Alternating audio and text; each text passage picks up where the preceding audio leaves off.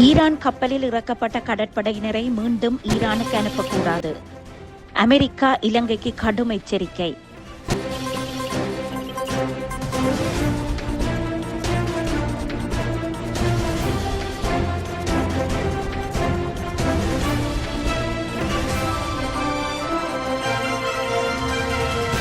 போர் ஆரம்பிக்கப்பட்டு 7 நாட்கள் கடும் இழப்புகளுடன் நகரும் நிலையில் போரில் சம்பந்தப்படாமல் கடந்த கால போராட்டங்களால் வலுவிழந்த நாடு இன்று போருக்குள் உள்ளீர்க்கும் நிலைக்கு தள்ளப்பட்டதுதான் வேதனையான விடயம். இலங்கை கடந்த 4 தசாப்த காலமாக காணாத போர் இல்லை. ஒரு காலத்தில் சுடுகாடானது முள்ளிவாய்க்கால் என்று சர்வதேச செய்தி நிறுவனங்களில் தலைப்புச் செய்தியானதும் இலங்கை.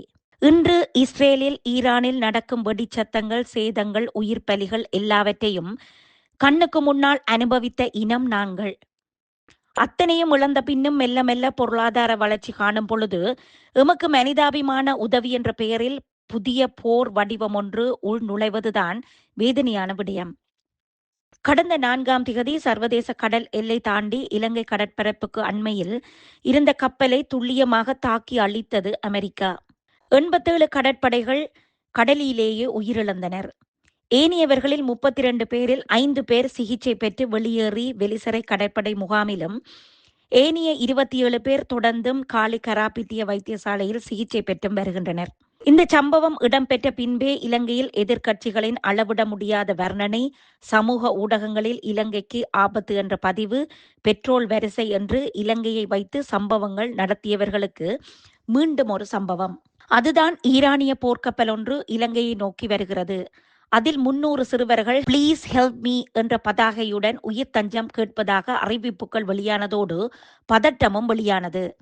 காரணம், அமெரிக்கா அடுத்த தாக்குதலை நடத்தினால் கொழும்பு துறைமுகத்தின் நிலை என்ன, கொழும்பு துறைமுகத்தில் நங்கூரமிடப்பட்ட ஏனைய கப்பல்களின் நிலை என்ன என்ற பல கோணங்களில் பலரது பார்வை இருந்தது. ஆனால் அத்தனைக்கும் ஜனாதிபதியின் பதில், மத்திய கிழக்கு நாடுகளில் அமைதியற்ற நிலை தோற்றம் பெற்றுள்ள நிலையில் இலங்கை நடுநிலையான கொள்கையை பின்பற்றும்.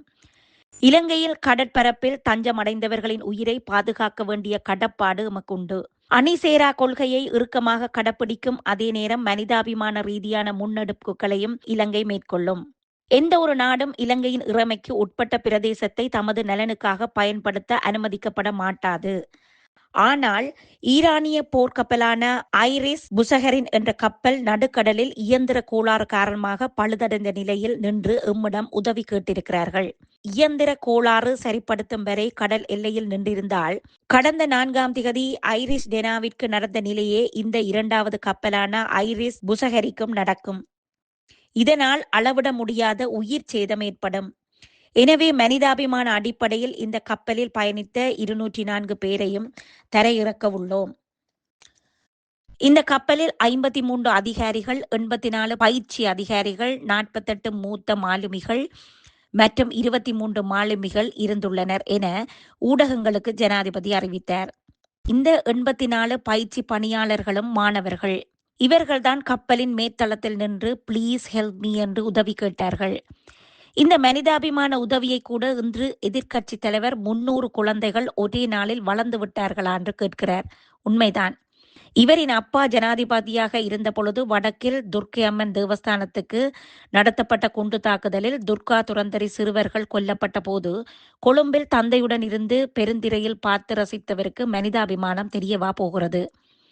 அல்லது இறந்த உயிர்களின் வலி தெரியவா போகிறது? கதிரையை காப்பாற்ற உயிர்களை வைத்து விளையாடும் எதிர்க்கட்சி தலைவரை என்ன பெயர் வைத்து அழைப்பதென்றே தெரியாது. 204 பேரும் பத்திரமாக இறக்கப்பட்டு மருத்துவ பரிசோதனைக்கு உட்படுத்தப்பட்டு தற்பொழுது வெலிசரை கடற்படை முகாமிற்கு அனுப்பி வைக்கப்பட்டதுடன் ஈரான் போர்க்கப்பல் திருகோணமலை துறைமுகத்துக்கு இலங்கை கடற்படையினரால் கொண்டு செல்லப்பட்டுள்ளது. இவ்வாறு கப்பலை திருகோணமலைக்கு கொண்டு செல்ல பிரதான காரணம் கொழும்பு துறைமுகம் வணிக ரீதியாக முக்கியத்துவம் பெற்றது என்பதனால் பாதுகாப்பு கருதி இந்த கப்பல் திருகோணமலைக்கு கொண்டு செல்லப்பட்டுள்ளது.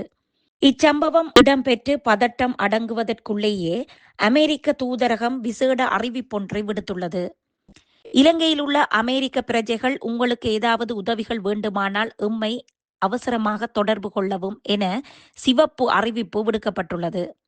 இந்த அறிவிப்பு வெளியிட்டவுடன் இலங்கையில் உள்ள பலர் ஈரானுடைய படையினர் இலங்கையில் இருப்பதால் இந்த அறிவிப்பு வெளியிடப்பட்டதா என்ற கேள்வியுடன் தமது பதிவுகளை ஆரம்பித்தனர். ஆனால் இதற்கு அமெரிக்க தூதரகம் மட்டுப்படுத்தப்பட்ட விமான போக்குவரத்து இருப்பதால் எமது பிரஜைகள் அசௌகரியத்துக்கு உட்படுத்த வேண்டாம் என்ற கோணத்தில் இந்த அறிவிப்பு வெளியிடப்பட்டுள்ளதென அறிவித்துள்ளது. இதேவேளை இன்று சர்வதேச செய்தி சேவையான ரோய்ட்டர் தனது தளத்தில் ஈரான் கப்பல்களில் இருந்து மீட்கப்பட்டவர்களை திருப்பி ஈரானுக்கு இலங்கை அனுப்பக்கூடாது என அமெரிக்க வெளியுறவுத்துறை அறிவித்துள்ளது. இவர்கள் அனைவரும் பிரச்சார நோக்கங்களுக்காக பயன்படுத்தப்படவுள்ளனர். எனவே இவர்களை இலங்கை ஒருபோதும் ஈரானுக்கு திருப்பி அனுப்பக்கூடாது என்ற எச்சரிக்கை விடுக்கப்பட்டுள்ளது. இது தொடர்பில் இலங்கை ராஜதந்திர ரீதியில் அதற்கான செயற்பாடுகளை முன்னெடுக்கும் என்பதில் ஐயமில்லை. இச்செய்தி வெளியாகும் போதே ஈரானின் 3வது கப்பல் இந்தியாவின் கேரள கொச்சின் துறைமுகத்தில் நங்கூரமிடப்பட்ட நிலையில் இந்த கப்பலில் உள்ள 183 மாலுமிகள் இந்திய கடற்படையினரால் மீட்கப்பட்டுள்ளனர். இந்த சம்பவமானது இலங்கையை பார்த்து இந்தியா இந்த 180 மாலுமிகளையும் இறக்கினார்களா அல்லது மனிதாபிமான உதவியா என்று தெரியவில்லை. பொறுத்திருந்து பார்ப்போம்.